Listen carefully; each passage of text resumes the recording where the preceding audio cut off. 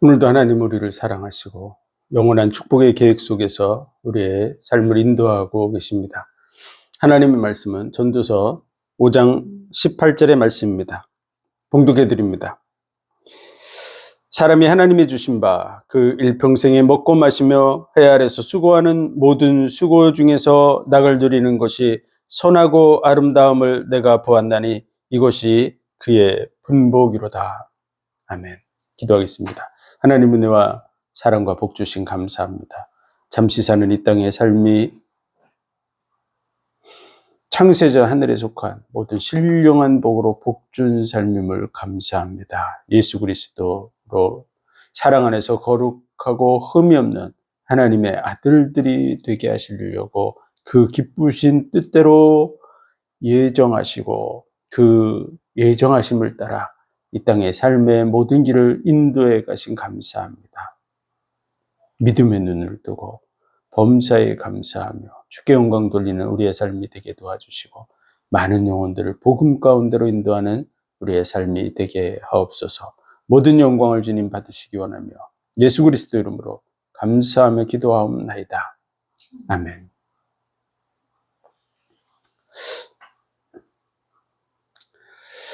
사람이 일평생을 살면서 낙을 누리지 못한다면 그 천년의 갑절을 산다고 할지라도 차라리 복중에서 죽은 자만 못하다고 전도서는 말씀하고 있습니다. 그 말은 인생을 사는 동안에 반드시 하나님이 주신 그 낙을 누리는 삶을 살아가라고 하는 뜻이죠. 그래서 전도서의 내용을 보면 전도서는 솔로몬 왕이 일평생에 많은 경험들을 하고 그 지혜들을 공부하고 그 지혜들을 모아서 잠언을 만들고 그런 중에 이제 마지막 삶을 마감하면서 정리한 그런 말씀이 전도서라고 할 수 있습니다. 그래서 전도서의 그 내용의 결론은 12장에 말씀하고 있는데요. 그것은 하나님을 경외하고 그의 명령에 복종할지어다. 그것이 사람의 본분이라고 말하는 것이죠. 만약 하나님을 모른다. 인생이 살아가는 동안에 하나님의 존재를 모르고 하나님을 모른다 그러면요. 첫 번째 자신이 어떤 존재인지 전혀 알 수가 없습니다. 왜냐하면 하나님이 우리의 시작이기 때문에 그렇죠. 그래서 하나님이 없는 인생에 대한 얘기를 전체적으로 하고 있는 것이 전도서라고 할 수 있습니다. 그래서 전도서의 시작을 보면 헛되니 모든 것이 헛되다. 인생이 해 아래서 수고하는 모든 수고가 꼭 바람을 잡는 것과 같다고. 바람을 아무리 움켜잡아도 결국은 손에 아무것도 남지 않게 되죠. 그래서 결국은 아무것도 없이 빈손으로 허무하게 끝나는 것처럼 보이는 것이 인생이라고 하는 것입니다. 그 배후가 뭐냐? 그 배경은 하나님이 없다면이라고 하는 부분이 그 내재되어 있다는 사실을 알아야 됩니다. 하나님이 없다면 인생의 모든 수고가 헛되다. 많은 재산을 모아본들 무엇하겠느냐? 그 재산을 가져갈 수도 없고 또 후손에게 물려주는데 그 재산 때문에 자손들이 잘 될지 못 될지도 모르는 이런 결국은 자신에게 아무 소용이 없다고 하는 것이죠. 다 놓고 가야 되는 것이죠. 지혜를 공부해봤죠. 정말 지혜의 왕이라고 하는 이름을 얻었던 사람이 솔로몬이죠. 많은 지혜를 공부하고 했는데 지혜를 얻으면 얻을수록 그걸 찾으면 찾을수록 결국은 생각만 많아진다는 거야. 그래 번뇌만 많다고 이렇게 표현한 거죠. 고민하고 생각하고 갈등하고 이게 옳으냐 저게 옳으냐 뭐 이런 생각에 사로잡히는 거죠. 그래서 그 모든 지혜도 다 헛되다. 어떤 사람은 그냥 웃으면 된다, 웃으면 복이 온다 그런 그 프로그램도 있었듯이요. 뭔가 웃으면 된다. 근데 그 웃음소리조차도 삶이 다 해가는 속에서 들어보면 정말 허망한 얘기를 하고 있는 것이죠. 정말 의지할 곳이 없고 뭔가 자기의 어떤 기쁨을 줄 수 있는 진정한 즐거움을 누릴 수가 없으니까 그냥 웃어 제끼는 거죠.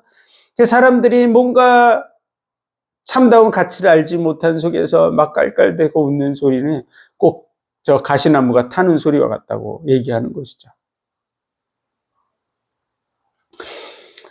나무가 탁탁탁탁 타는 소리나 사람들이 깔깔대고 웃는 소리나 그게 그것처럼 들리는 거야. 아무 소용이 없다고 하는 얘기를 해주고 있는 것입니다.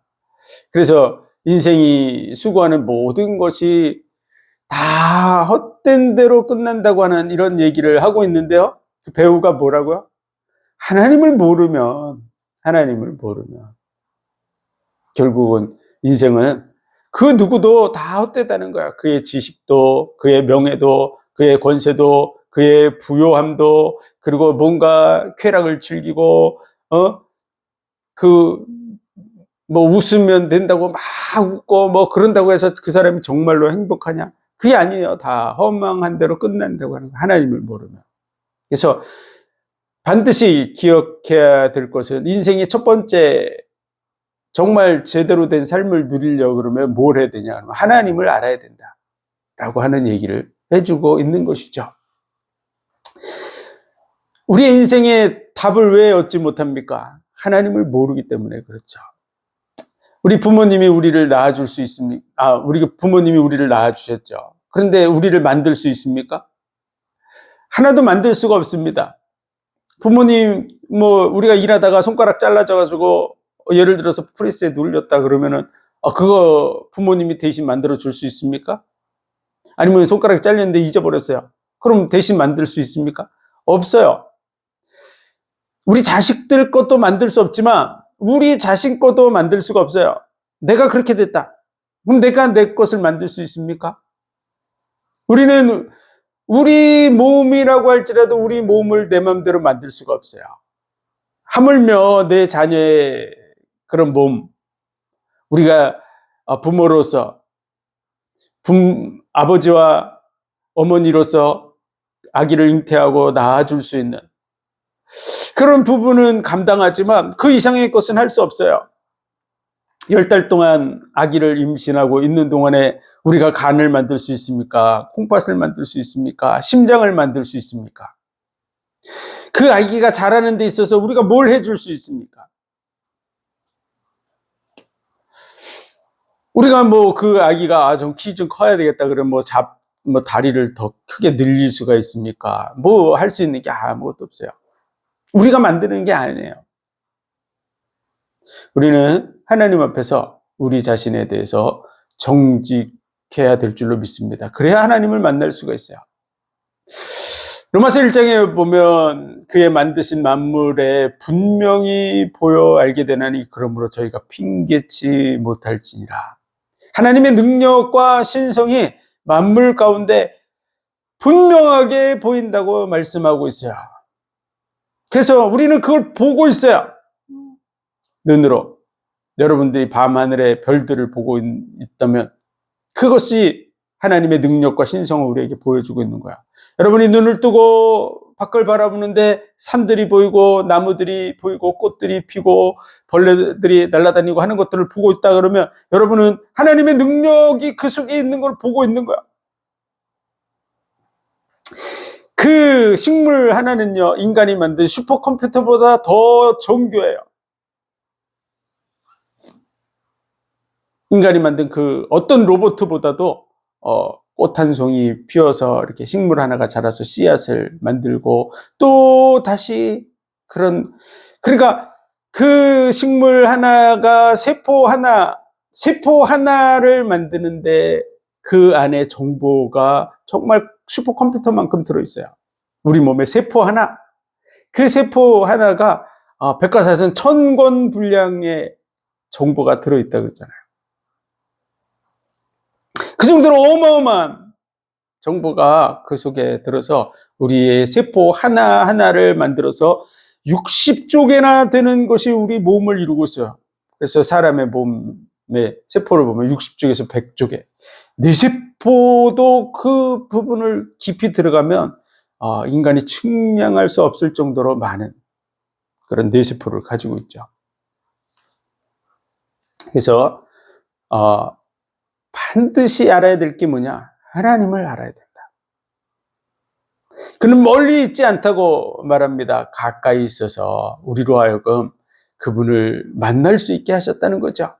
그래서 가까이 계실 때, 만날 만한 때 그를 부르고 그를 찾으라고 말씀하고 있는 것입니다. 그래서 하나님을 만나야 여러분의 삶의 이유도 알고 가치도 알고 목적도 알고, 그리고 이 땅의 삶의 의미도 누려나가게 되고, 또 이 땅의 삶이 끝나게 돼 있어요. 왜 끝나는지도 알게 되고, 그리고 끝난 후에는 어디로 가게 되는지도 정확하게 알 수 있는 것이죠. 하나님은 우리가 뭔가 복잡한 물건을 하나 만들어, 인간이 생각하는 수준에서 복잡한 물건 하나를 만들어도 설명서를 보내줘야 됩니다. 그래서 설명서를 만들어서 보내주죠. 그 설명서를 보고 물건을 조립을 하고 작동을 시키고 그런 부분을 할 수 있는 것이죠. 만약 복잡한 물건을 만들어 놓고 설명서를 안 보내줬다. 그럼 어떻게 됩니까? 사람들이 그걸 이해하지 못하니까 제대로 사용을 못하게 되죠. 아무리 만져도 이게 왜 작동을 안 하지? 설명서, 정교한 것들은 설명서를 첨부해 줘야 되는 것이죠. 근데 인생에 대해서 하나님이 창조하시고 아무것도 안 주셨다고 생각하는 것 자체가 그게 정말 뭔가 큰 넌센스죠. 하나님은 사람을 지으시고 사람에게 그 인생의 이유와 목적과 같이 삶의 이유를 우리에게 전달해 주셨습니다. 그것이 바로 성경이에요. 성경. 지구상에 수도 없는 많은 책들이 있는데 사람들이 이 성경의 중요성을 모르고 있어요. 그 많은 책들은 인간이 다 자기가 쓰고 싶어서 쓴 책들이지만 성경은 하나님의 감동으로 되어졌습니다. 그래서 하나님의 감동이 아니면 절대 이룰 수 없는 많은 일들이 있어요. 첫 번째로 시작을 얘기하고 끝을 얘기하고 있는 것이죠. 하나님이 아니면 누가 시작을 얘기할 수 있습니까? 소설가는 얘기할 수 있겠죠. 네, 그거는 그러면 하나님과 소설가 다 할 수 있다. 이렇게. 그러나 하나님이기 때문에 진짜 정확한 시작을 얘기하고 끝을 얘기하는 것이 맞죠. 만약 시작도 모르고 끝도 모른다. 그런 종교라면 그는 참신이 아닌 게 확실합니다. 진정으로 창조주라면 시작을 모를 리가 없죠. 소설가야 거짓말, 공상과학, 허구라고 하는 단어를 쓰죠. 거짓말이에요. 그러니까 하나의 만든 작품이에요. 거짓말이라고 하면 너무 이제 그들에 대해서 비난하는 말처럼 들리지만 사실은 허구, 가짜예요. 가짜. 가짜니까 얼마든지 기록하겠죠. 두 번째, 성경은 언약으로 구성되어 있어요. 약속으로 구성되어 있어요. 그래서 구약, 신약이라고 하죠. 옛 약속, 새로운 약속. 그러면서 그 약속이 수천 년에 걸쳐서 이루어지고 있고 앞으로도 이루어질 약속이 남아있어요. 그것은 소설가는 할 수가 없어요. 소설가도 물론 약속을 할 수 있지만, 약속의 책들을 만들어낼 수 있지만 그것이 역사 속에서 성취되도록 만드는 능력은 소설가에게는 없습니다. 그냥 장난치고 있는 거죠.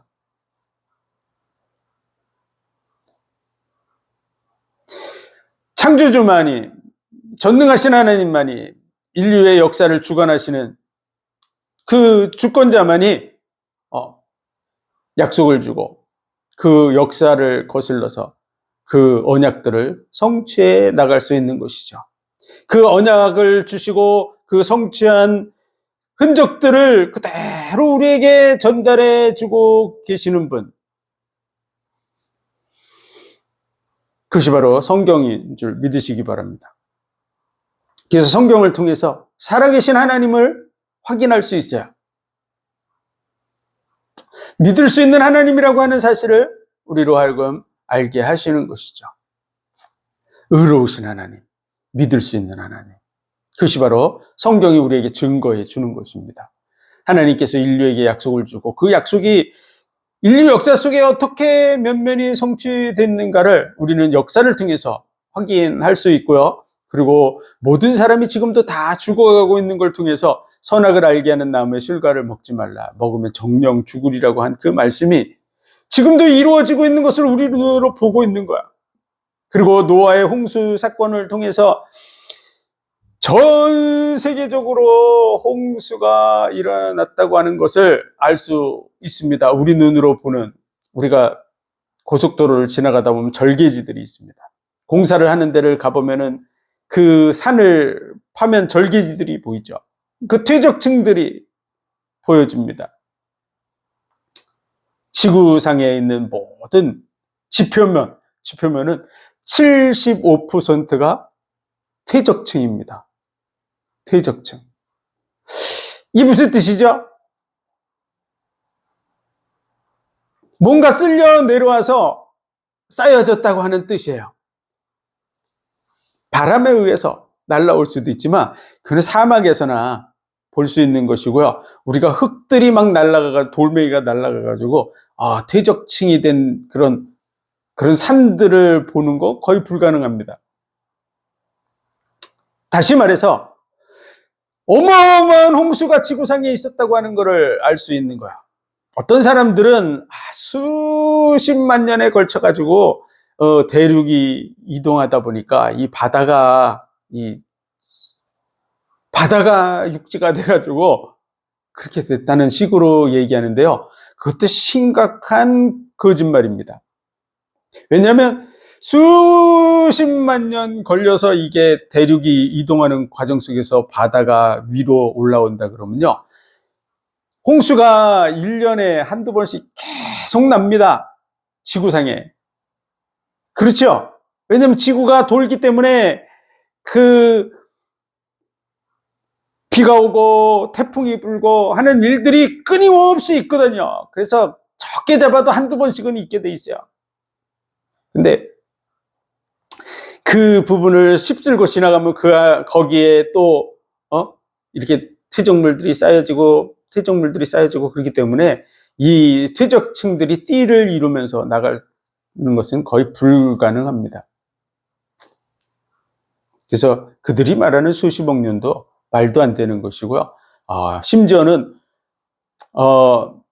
여러 가지 증거를 보면 어떤 분이 계산을 했어요.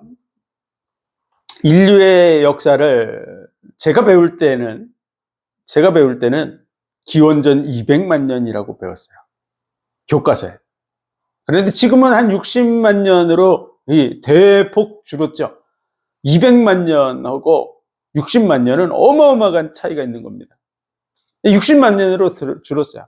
그런데 그 60만 년 동안에 사람이 태어난다 그러면 얼마나 인구가 많아질까?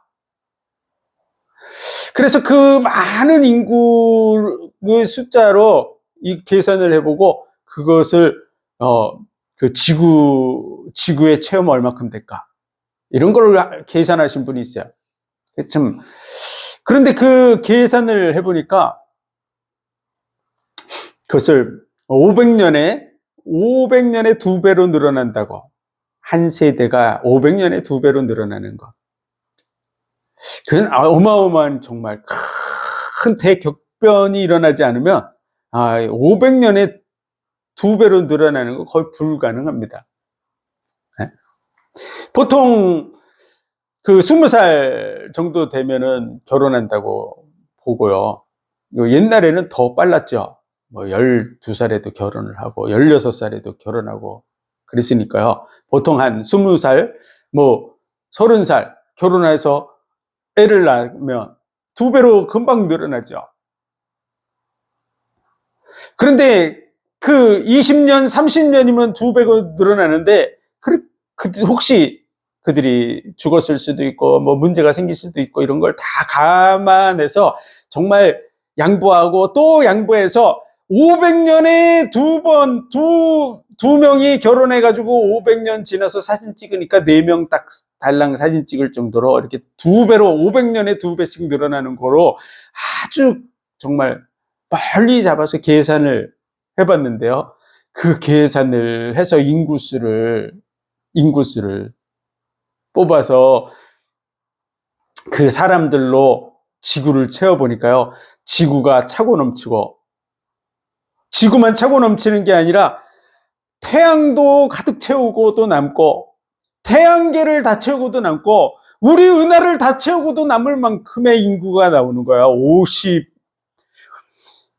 그러니까 60만 년이라고 하는 그것을 60만 년으로 하지도 않고 50만 년으로 10만 년을 땡겨서 계산했는데도 이 우리가 거하고 있는 은하를 다 채우고도 남을 만큼의 인구가 나옵니다.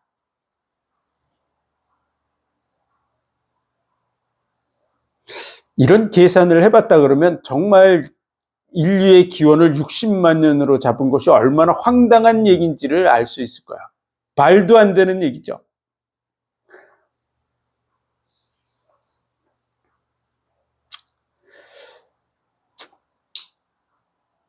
노아의 홍수를 통해서 이루어졌다고 하는 것을 알 수가 있습니다. 그래서 그 홍수의 흔적이 전 세계적으로 주어져 있어요. 그리고 이게 바다가 이동해서 육지가 되고 육지가 바다가 되고 하는 정도로 어마어마한 세월이 흘러버리면 지구상의 지표면을 형성하고 있는 것이 퇴적층이 75%나 차지하는 이런 비율로 되어져야 되냐? 그렇지 않습니다. 지구상에서 일어나는 화산 폭발로 만들어지는 그 지층, 그 속도를 계산하면 수 없는 세월 속에서 이 지층이 육지가 바다가 될 정도로 만들어질 정도면, 그 많은 세월이면 지구상의 대부분은 화성암으로 만들어져야 된다는 것이 과학적입니다.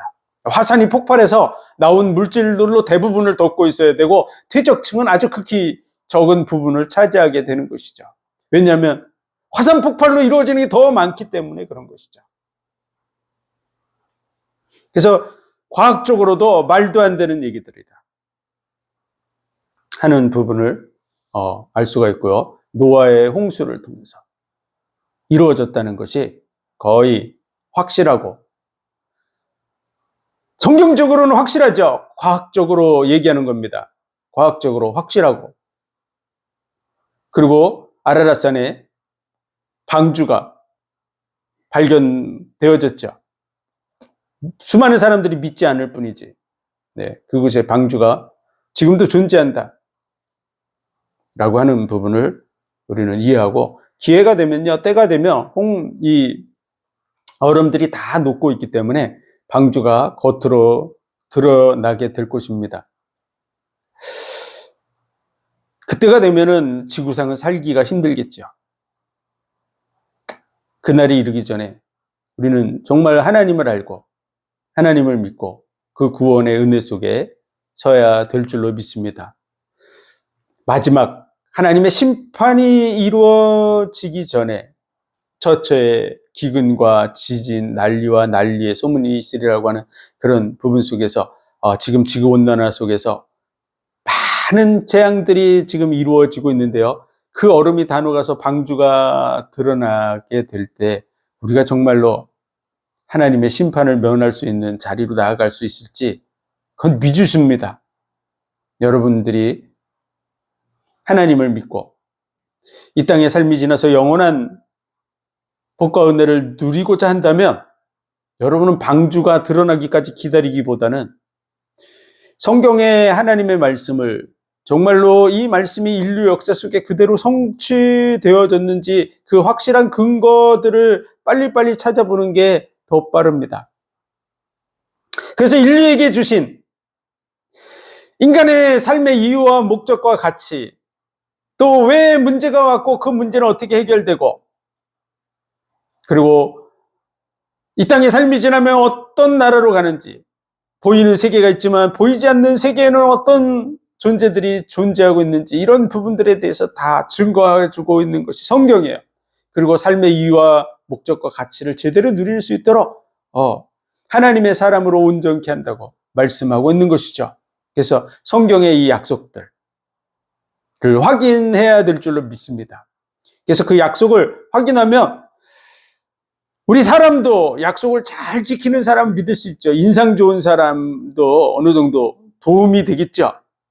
네, 사람의 인상도 나이가 들면 그 얼굴을 책임져야 된다 그런 말도 있는데요. 그 악한 사람들은 그게 얼굴에 남는 거죠. 그러나 정말 교묘한 사람들도 많이 있기 때문에 얼굴 보고는 다 알 수가 없습니다. 그가 얼마나 신용이 있는가는 그가 약속을 얼마나 잘 지키느냐에 있죠.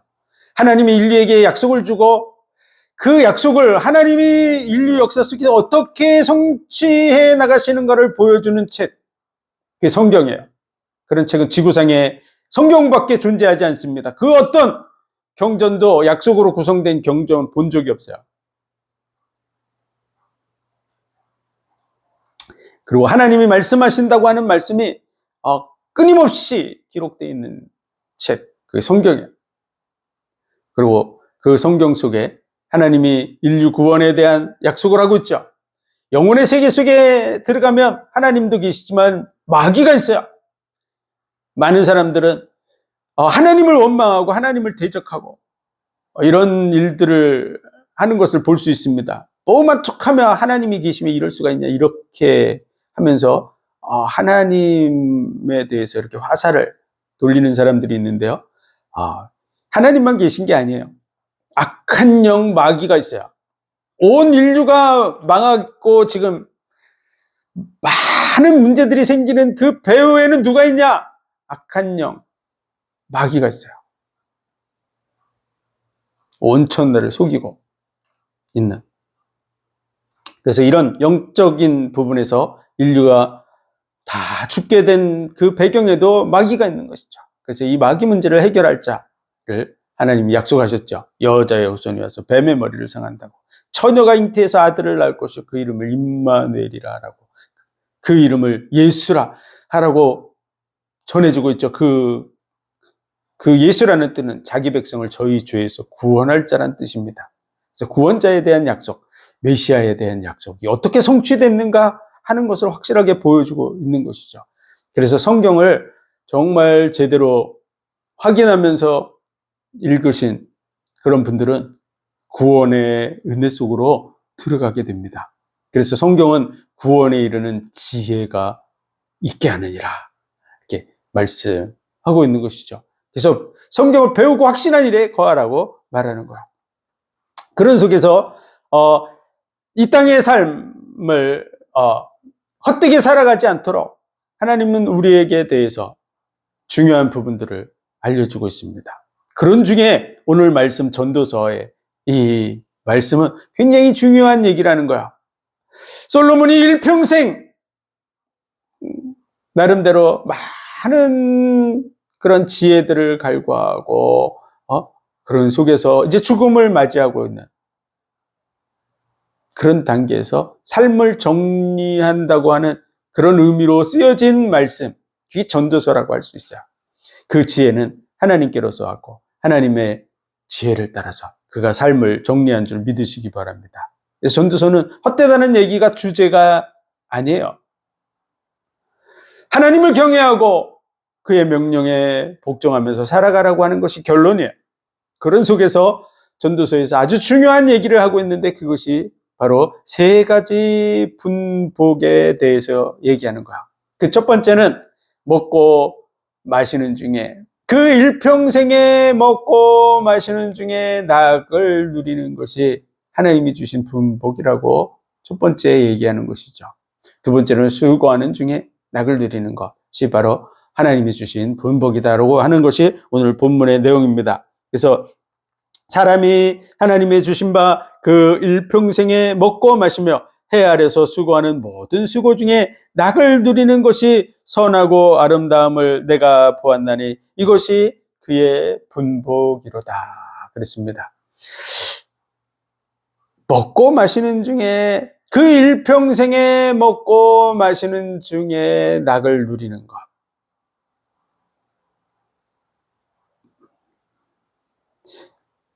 시편, 전도서, 아가서를 시가서라 그럽니다. 다시 말해서 한 편의 시예요. 욥기서도 거기에 들어가지만 그래서 시라고 하는 것은 많은 함축적인 내용들을 담고 있는 거야. 그 일평생에 먹고 마시며 수고하고 그런 중에 낙을 누리는 것이죠. 그래서 이게 무슨 얘기냐면요. 먹고 마시는 것, 이게 사람이 먹을 때 즐거워하고 또 마실 때 즐거워하는 것, 그것이 하나님이 주신 복이다. 이런 뜻이 아니에요. 앞서 솔로몬은 뭐라고 말하냐면 이 먹고 마시는 중에 누리는 것이 복인데 나와 같이 많이 먹고 많이 마셔본 사람이 누가 있겠냐, 이런 표현을 합니다. 먹는 거 마시는 거 얘기하는 게 아니에요.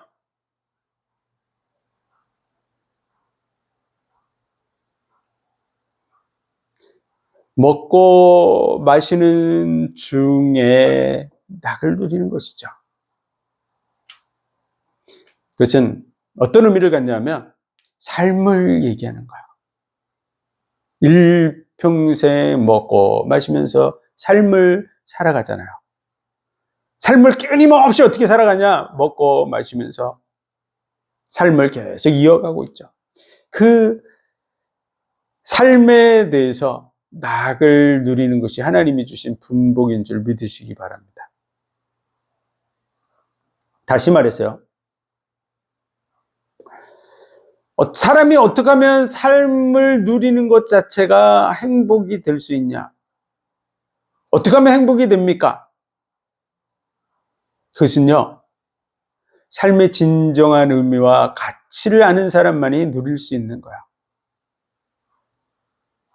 그 사람만이 먹을 때도 감사하고, 마실 때도 감사하고, 집에 누웠을 때도 감사하고, 길을 걸어갈 때도 감사하고, 살아있는 것 자체를 감사할 수 있는 사람은 삶의 분명한 이유와 목적과 가치를 제대로 알고 있는 사람만이 누릴 수 있는 거야.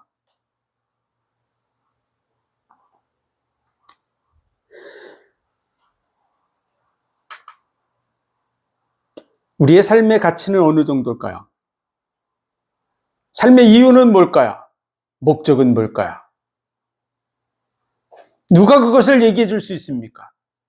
하나님만이 그 부분을 얘기해 줄 수 있는 것이죠. 그래서 하나님을 모르면 삶의 가치를 절대로 못 누려요. 세상이 말하는 인간의 가치는, 유물론이 말하는 인간의 가치는 그냥 고철덩어리 갖다가 파는 것보다도 못하게 값을 매깁니다. 우리 몸에서 다 뽑아내보면요, 값이 별로 안 돼요.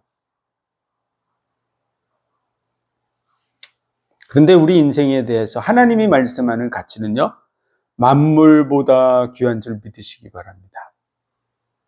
하늘도 만들고 땅도 만들되 헛되게 창조치 아니하시고 사람이 거하게 하시려고 지으셨다고. 온 우주 만물이 우리 때문에 지어진 줄 믿으시기 바랍니다.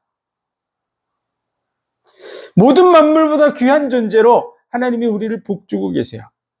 심지어는 천사들에 대해서, 천사들이 보이지 않지만 천사들이 존재합니다. 그들은 후사를 섬기라고 보내심이 아니뇨. 섬기는 자들입니다. 천사보다 더 귀한 존재로 사람을 구별해서 지었어요. 만물보다 귀한 존재, 그 이상을 뛰어넘어서 천사들보다 더 귀한 존재예요. 얼마큼 귀하냐? 그러면 하나님이 자기 생명을 값주고 사셨다고 말씀하고 있어요. 다시 말해서 이 말씀을 그대로 받아들이면 내 생명을 하나님이 자기 생명의 값으로 값주고 사신 거야. 여러분이 그런 생각을 가지고 여러분의 삶을 볼 수 있게 되면 여러분이 얼마나 존귀한 존재라는 생각을 가지게 돼 있어요. 누구 때문에요? 하나님이 저와 여러분을 그 가치로 존귀 있게 하신 줄 믿습니다. 그래서 로마서 8장에는 우리를 영화롭게 하셨느니라 이렇게 표현해요. 그냥 존귀의 수준이 아니고요, 영화롭게 하셨느니라.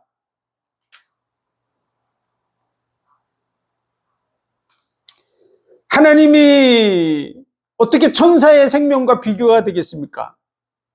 하나님은요, 창조주시고 천사들은 그의 만드신 피조물들이에요. 그들을 훌륭하게 만들었지만 하나님과 비교할 수 있는 존재가 아니에요. 그렇기 때문에 그 천사들보다 우리를 하나님 더 존귀하게 하시는 거예요. 자기 생명을 주셔서 값주고 사신 거예요.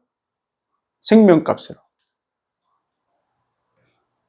하나님이 보시는 존재 가치를 누릴 줄 알아야 인생 자체가 정말 존귀하게 되는 줄 믿으시기 바랍니다.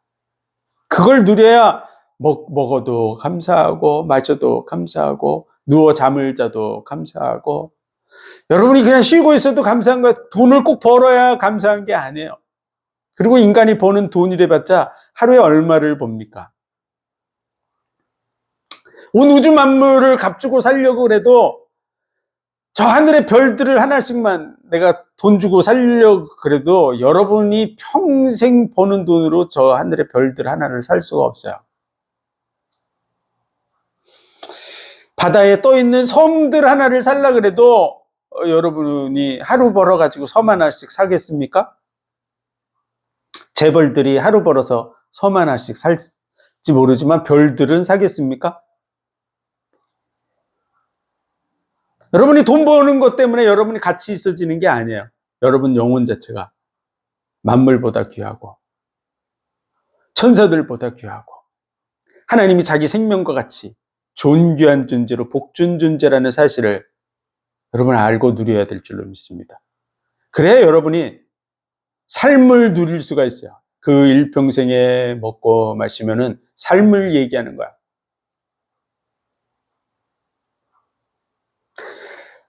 다시 말해서 하나님이 부여하시는 존재의 가치를 누리지 못하면 삶은 차라리 태어나지 못한 이들만도 못하다고. 1000년의 갑절을 산다 그래도 뱃속에서 죽은 이만 못하다고 얘기하고 있는 것이죠. 일평생 살아가는 그 삶에서 여러분이 반드시 누려야 될 게 뭐냐? 여러분의 존재의 가치예요.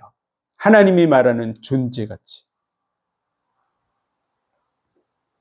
그걸 저와 여러분이 진정으로 확실하게 확인하고 누려야 될 뿐만 아니라 그것을 여러분의 가족에게, 자녀들에게 전달해 줘야 될 줄로 믿습니다. 그래서 그들로 하여금 이 땅의 삶이 전부가 아니라는 걸 알아야 돼요.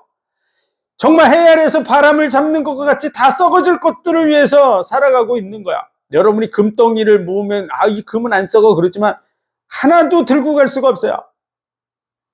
다 놓고 가는, 해 아래에서 바람을 잡는 것 같이 다 놓고 가는 거야.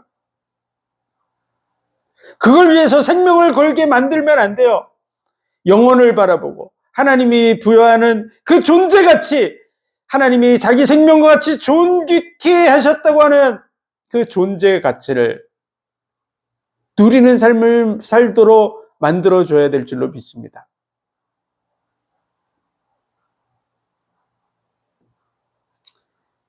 그것이 먹고 마시는 중에 누려야 될 무엇을 하든지 인생 자체를 누릴 수 있는 거예요. 하나님의 존재 가치 속에서 존귀케 된 저와 여러분의 그 원래적 가치, 영혼의 가치를 누리시기를 주의 이름으로 축원드립니다. 이게 정말 중요한 거야. 뿐만 아니라 이 땅의 삶의 그 존재의 가치를 알아야 되지만 삶의 이유와 목적이 있어요. 하나님이 인간을 지으셨는데 뭐라고 얘기했냐면 나의 영광을 위해서 창조한 자들, 이렇게 표현하고 있죠. 그래서 그 찬송을 부르게 하려고 부르셨다, 이렇게 표현하고 있어요.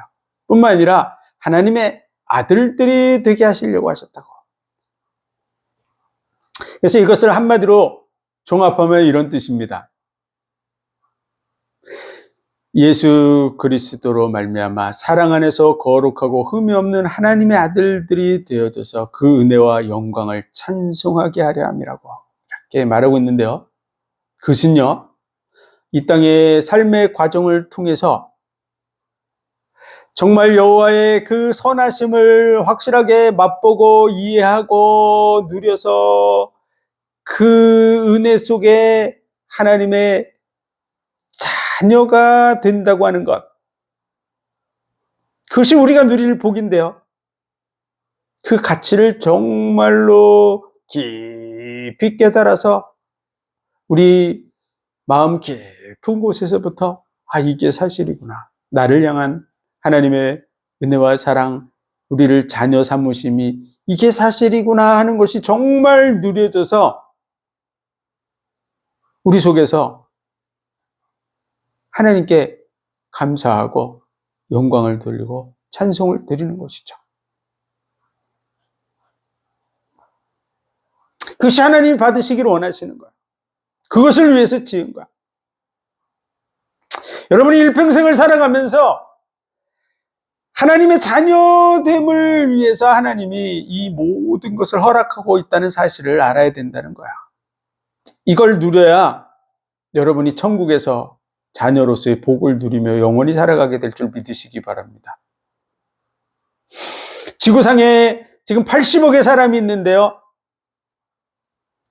하나님의 자녀로서의 복을 받을 존재로 다 지어졌어요. 모든 인간은 다 하나님의 자녀의 복을 누릴 수 있는 그런 존재로 하나님이 다 지었어요.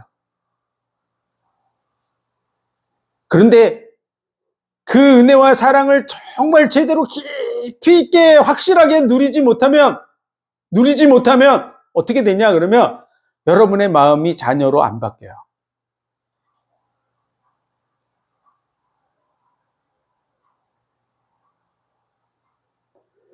하나님이 모든 형상은 하나님의 자녀의 복을 누릴 자로 지었지만 여러분의 마음이 하나님의 자녀가 아니에요. 못 누리기 때문에.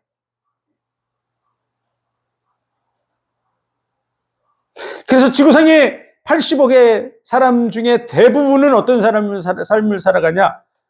그러면 피조물로서, 창조물로서의 그런 인생을 살아가는 거야. 자기 인생이 왜 태어났는지도 모르고 무엇을 위해서 살아야 되는지도 모르고 어디로 가는지도 모르고 하나님 부여한 가치도 하나도 모르고 그냥 태어났으니까 죽지 못해 사는 삶을 살다가 이 땅을 떠나는 것이죠. 대부분이 그렇게 가요. 하나님의 마음을 하나도 몰라요. 교회를 다니는 사람 중에도 교회를 다녀요. 그런 속에서도 유대인들도 마찬가지고요. 많은 사람들이 자녀의 복을 누리면서 살지 못하고 종의 마음을 가지고 살아요. 그래서 하나님 앞에 늘 얘기할 때 자기를 종이라고 얘기하는 거죠.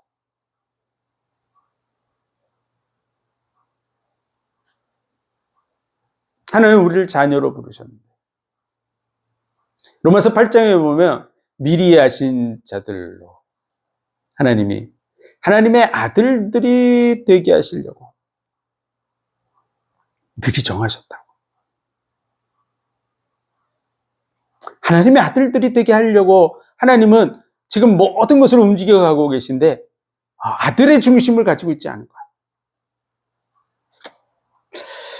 하나님의 자녀의 복을 받았음에도 말미암아 하나님의 자녀가 분명함에도 불구하고 중심은 자녀가 아닌 사람이 많아요. 찬송을 열심히 부르는데도 자녀의 중심이 아닌 사람이 많아요. 하나님의 말씀에 하나님을 찬송하게 하려 함이라 그래서 그냥 거기에 맞춰서 찬양은 부르고 있지만 자녀의 진정한 중심을 가지고서 얘기하는 사람 많지 않다는 거야. 여러분 자녀의 복을 누리시기를 바랍니다. 그것 때문에 모든 만물이 다 합력해서 움직이고 있는 줄 믿으시기 바랍니다. 그래서 로마서 8장은 뭐라고 얘기하냐면 하나님의 모든 피조물들이 하나님의 아들들이 나타나기까지 기다리면서 돕고 있다고 얘기하고 있는 거야. 두 번째로는요, 사도들도 그 일을 하고 있고, 삼위일체 하나님도 우리가 그 자녀의 복을 받도록 돕고 있다고 얘기하고 있습니다. 그래서 벗어난 존재가 아무도 없어요. 모든 피조물. 하나님 외에 나머지들은 다 피조물이죠. 모든 피조물들이 돕고 있어요. 우리 때문에 저것들이 지금 다 움직이고 있는 거야. 뭔가 우리로 하여금 생각하고 뭔가 확인하고 누릴 수 있도록. 그래서 시편 34편 8절에 너희는 여호와의 선하심을 맛보아할지어다. 똑같은 옥수수를 이렇게 사서 먹어봐도 옥수수 한 밭에서 난 옥수수인데도 어떤 거는 맛있고 어떤 건 맛없어요. 먹어봐야 맛을 알죠.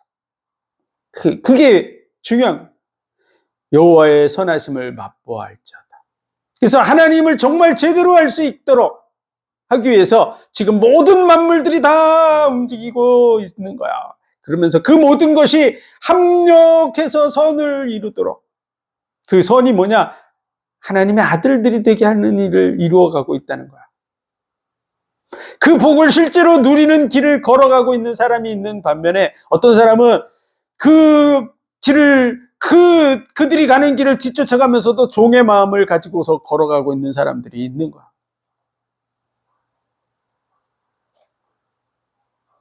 어떤 사람들은 피조물로서의 삶을 살다가 다른 길로 영원한 멸망으로 가는 사람들이 수두룩한 거죠. 지구상에 하나님의 형상을 입고 살면서. 그래서 존귀에 처하나 깨닫지 못하는 자는 멸망하는 짐승과 같다고. 짐승처럼 살다 가는 거야. 그러면 어떻게 하나님의 자녀의 복과 은혜를 누릴 수 있습니까? 진정한 하나님의 자녀의 복이 어떻게 누려질 수 있습니까? 그것이 로마서 10장에 얘기하는 거야. 믿음은 들음에서 나고 들음은 그리스도의 말씀으로 말미암다고. 예수 그리스도의 말씀, 그 살과 피 십자가에 죽으시면서까지 우리를 구원하시는 하나님의 은혜와 사랑. 그래서 예수 그리스도로 말미암아 사랑 안에서 거룩하고 흠이 없는 하나님의 아들들이 되게 하시려고 그 기쁘신 뜻대로 예정하셨다고.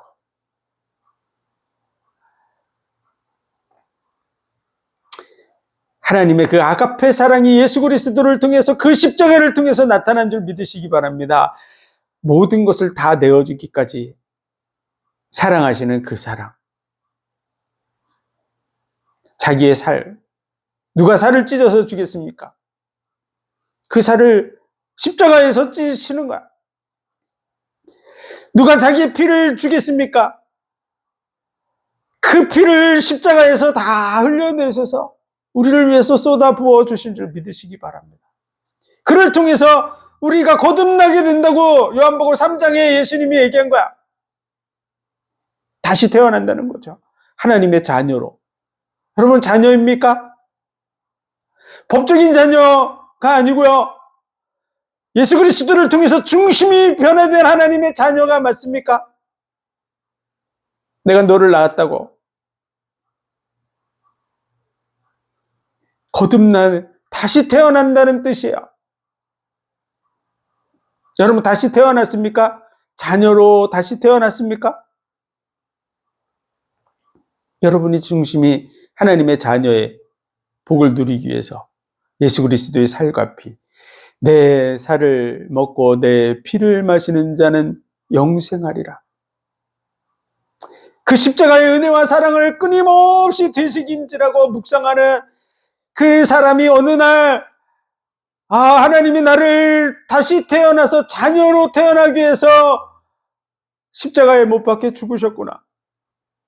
온몸에 물과 피를 다 쏟는 그 일을 이루셨구나 하는 부분이 여러분 속에 깊이 정말 뼈에 사무치도록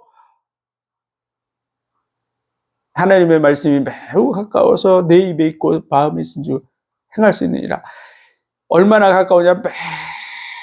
매우 가까워서 그게 정말 절실하게 여러분 속에 느껴져야 여러분 속에서 진정한 자녀로서의 찬송이 드려지는 거야. 종들이 부르는 찬양, 하나님이 그걸 듣고 싶은 분이 아니에요. 그것 때문에 생명을 내어주신 분이 아니에요. 종들은요, 시키면 하잖아요.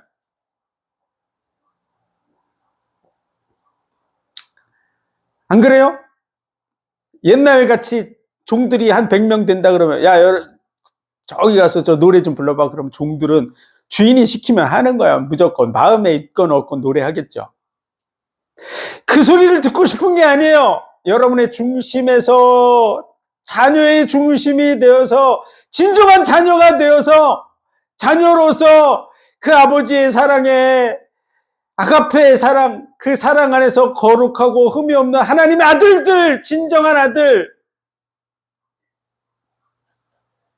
거룩하고 흠이 없다 그러니까 죄 안 짓는 아들이라고 해석하는 사람들이 있는데요.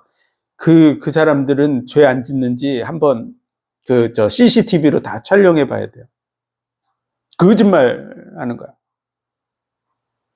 길 가다가 침 안 뱉는지, 교통신호 위반 안 하는지, 입에서 나쁜 말 안 하는지, 나쁜 생각 안 하는지, 그 속에도 다 한번 들춰봐야 되겠죠. 뇌 속을 또. 그런데 사람이 안 보더라도요, 하나님이 다 보신다고 말씀하고 있어요. 만물이 벌거벗은 것 같이 그 앞에 드러나느니라. 하나님 앞에 거짓말할 수 없어요. 그래서 사랑 안에서 거룩하고 흠이 없는 하나님의 아들들이 된다는 그 뜻은요, 죄 없는 아들이 아니고요, 중심이 변화된 아들. 정말 예수 그리스도의 그 살과 피 십자가의 은혜를 통해서 중심이 거듭난 아들. 법적인 아들은요, 예수 그리스도를 믿고 영접하면 법적인 아들이 됩니다. 로마서 8장에서는요, 그 아들을 앞에 얘기했어요. 16절, 17절, 거기서 얘기하고 있어요.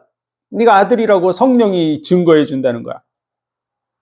그리고 아들이며 후사며 하나님의 나라를 유업으로 받을 천국에 들어간다고 얘기하고 있어요. 그런데 피조물들이 지금도 기다리고 있다는 거야. 뭐가 나타나도록? 하나님의 아들들이 나타나도록. 그리고 성령의 처음 익은 열매를 받은 우리들도 성령의 처음 익은 열매를 받았다는 건 법적인 자녀가 돼 있다는 거야. 그런데도 속으로 탄식하며 양자 될 것, 하나님의 자녀 된다고 하는 거야. 진정한 자녀가 될 것을 바라보면서 우리 몸의 구속을 기다리고 있다. 여전히 안 되고 있다는 거야. 언제까지 해야 되냐? 예수님 재림할 때까지. 우리가 죽는 날까지 뭐 해야 되냐? 예수 그리스도의 살과 피, 그 십자가의 은혜를 늘 되새김질해야 우리 중심이 그 사랑에 젖어들어서 하나님을 진정한 아버지라고 부를 수 있게 될 줄 믿으시기 바랍니다. 여러분의 속은요, 입은 아바 아버지라고 부르짖지만 속은요, 여전히 두려움에 사로잡혀 있는 사람들이 많아요. 하나님 앞에. 사랑 안에서 온전해지지 못하고 있는 상태를 유지하고 있는 거죠. 여러분, 자녀가 아니에요. 중심은. 법적으로는 자녀지만 중심은 자녀가 아니에요. 종이에요, 종. 어떤 사람은 피조물이라는 생각을 여전히 가지고 있는 사람들도 개 중에는 있어요. 그리스도인인데도.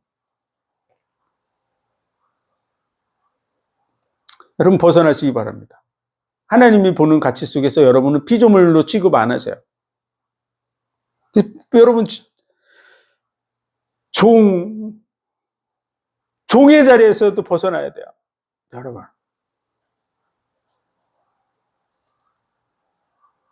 마음이 여러분의 종의 자리에 있으면 빨리 벗어나시기 바랍니다. 종으로 부른 게 아니에요. 자녀로 부르셨어요. 자녀가 되시기 바랍니다. 그래서 우리를 정말 자기 생명만큼 존귀히 여겼다고 하는 그 존재의 가치 속에서 삶을 볼 수 있어야 되지만요, 삶의 이유가 뭐냐면 하나님의 선하심을 맛보아 아는 과정 속에서 그 사랑 안에서 거룩하고 흠이 없는 하나님의 아들들이 되게 하시려고 이 땅의 삶의 길을 여러분 걷게 하고 있는 줄 믿으시기 바랍니다. 그래서 그 가치를 누려야 여러분이 정말로 낙을 누리는 자로서의 삶을 살아가고 있는 거야.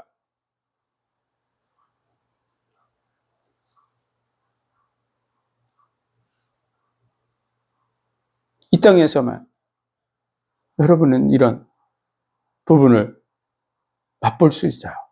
천국에 가면 이제 더 이상 고생 끝. 이 땅에서 여러분의 중심이 많은 과정을 통해서 하나님의 선하심을 맛보아 가면서 그 사랑 안에서 거룩하고 흠이 없는 하나님의 아들의 자리로 나아가시기를 주의 이름으로 축원드립니다. 이것이 인생에게 준 첫 번째 복이야. 다음에는 두 번째 복에 대해서 말씀드리겠습니다. 기도하겠습니다. 하나님 은혜와 사랑, 복 주신 감사합니다. 잠시 사는 이 땅의 삶, 그 진정한 의미와 가치를 모르면 다 헛되다고 생각할 수밖에 없습니다.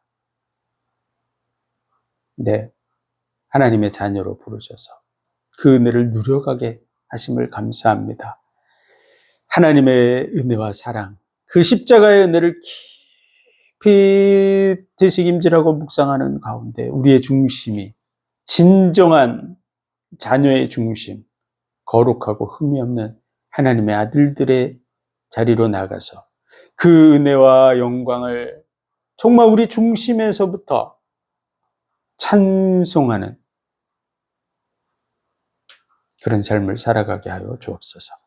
모든 영광을 주님 받으시기 원하며 예수 그리스도 이름으로 감사하며 기도하옵나이다. 아멘.